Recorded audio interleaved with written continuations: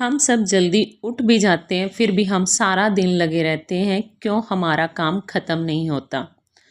इसका शायद दो कारण हो सकते हैं। या तो हम काम को सही प्लानिंग से नहीं करते, या पूरा दिन ऐसे ही लगे रहते हैं और एक दिन पूरा दिन लगे रहेंगे और फिर थक जाएंगे और कुछ नहीं कर पाएंगे फिर अगले दिन। और या दूसरा आलस, या हम उस काम को टालते रहते हैं, हम काम नहीं करते हैं।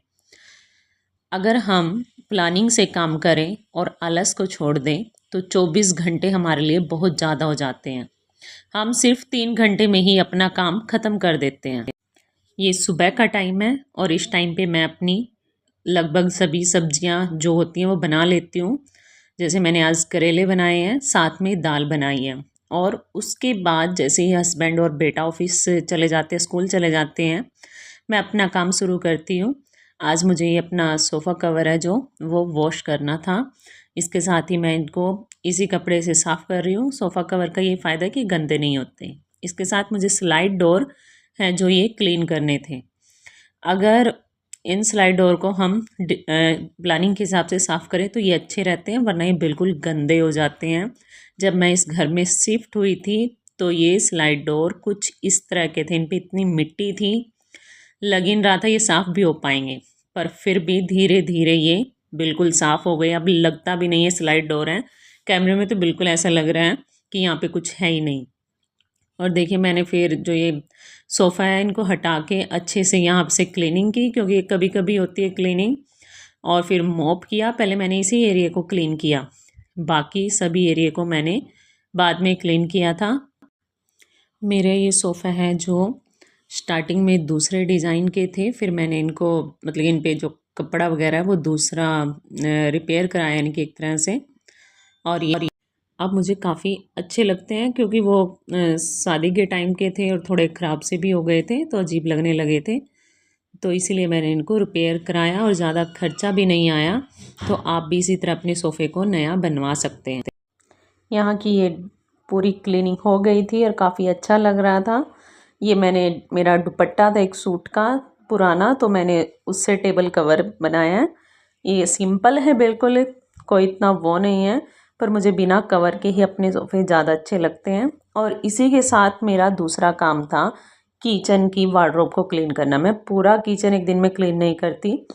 किचन की 2 वार्डरोब मैं क्लीन करती हूँ एक दिन में।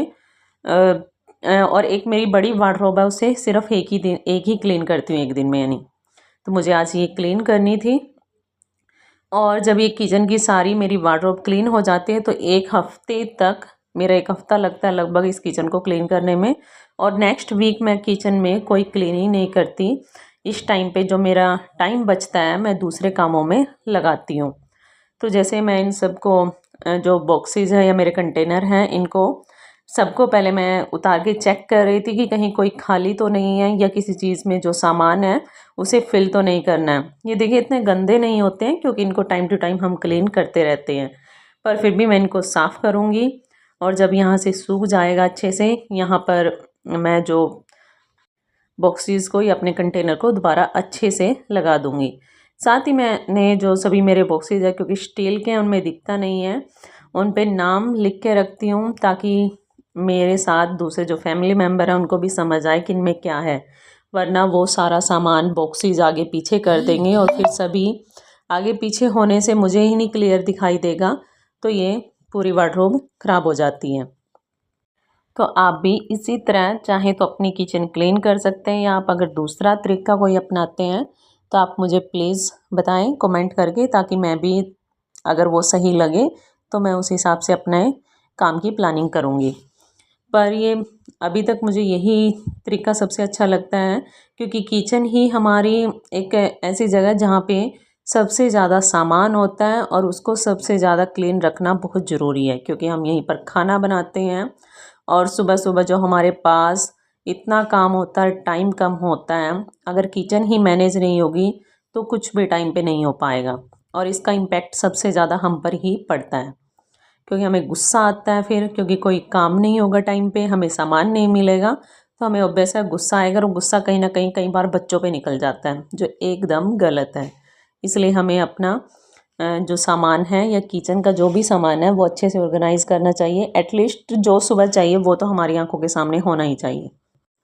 पर अगर इस टाइम पे जब ऑफिस चले जाते हैं, स्कूल चले जाते हैं और मैं भी सोचूं कि अब चलो मैं भी थोड़ी देर रेस्ट कर लेती हूँ, तो ये हमारा काम नहीं हो पाएगा। हम उस काम को अगर टाल देंगे तो सारा सामान, सारा काम, सब कुछ सही से नहीं हो पाएगा और हम उस दिन क्या लगभग हर दिन यही सोचते रहेंगे कल कर लेंगे, कल कर लेंगे, और हम पे काम नहीं होगा वो।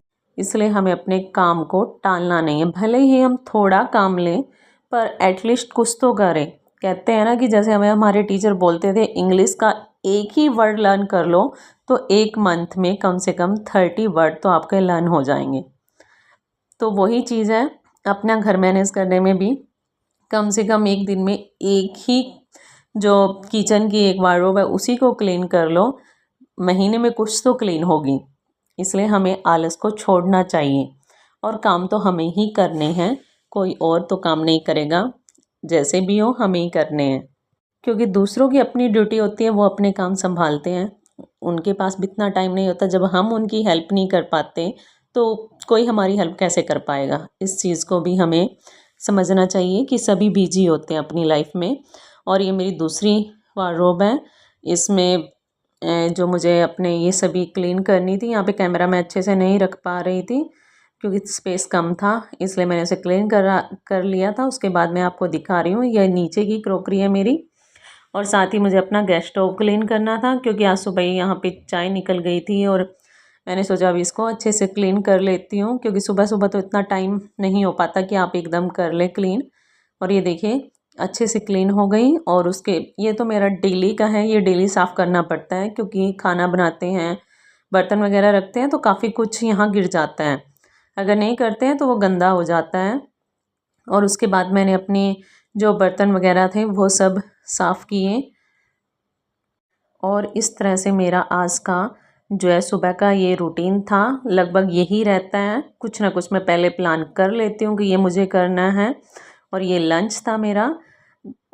आप सबको अगर मेरा व्लॉग अच्छा लगे तो प्लीज़ लाइक, कमेंट और सब्सक्राइब करें।